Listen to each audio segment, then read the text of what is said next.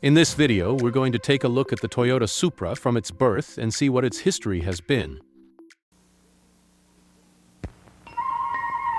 Decisions, decisions, decisions. Ah, but what a great decision. Mustang from Ford. Back in 1964, when Ford unveiled the Mustang, which was a big hit, many companies liked the idea and wanted to make similar kinds of sports cars. But these weren't two-seater sports cars. For example, Chevrolet had the Corvette at the time, which was a two-seater, but to compete with the Mustang, they built the Camaro, a larger sports car. Dodge, on the other hand, built the Dodge Charger. That's when Toyota also thought to itself, we need to build a sports car. Hi, interested in the Toyota Celica? It's beautiful, and it's an excellent value.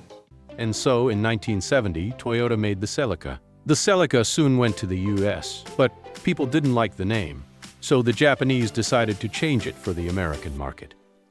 From then on, when the car entered the US, it was called the Celica Supra. To make a proper sports car, Toyota got help from Lotus. Lotus is an old British sports car manufacturer, loved more for its designs than its build quality.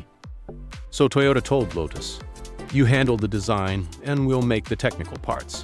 Lotus came up with an interesting design. Toyota built the mechanics.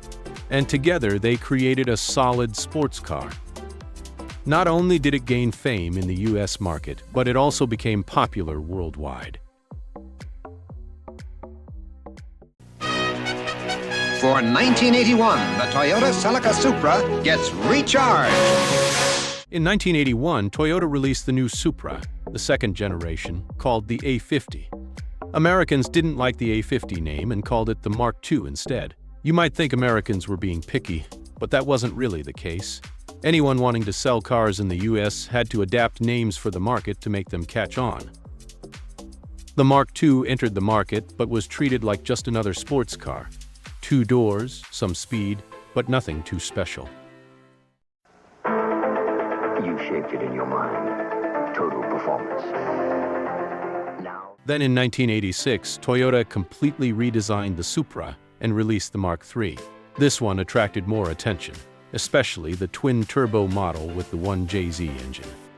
Even today, nearly 40 years later, that engine is still highly valued. With modifications, it can produce over 1,000 horsepower. It was the 1JZ that really put the Supra on the map. But that was only the beginning. This is a line. To some, it is seen as a barrier. In 1993, Toyota introduced the Supra Mark IV, powered by a stronger version of that engine, the legendary 2JZ.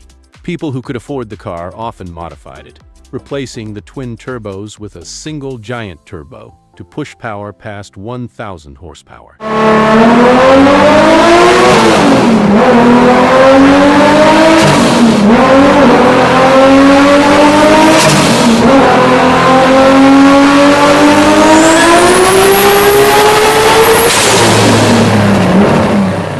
At the time, the twin-turbo model came stock with around 400 horsepower. Against supercars of that era, it often won easily, even though it cost just a third of their price.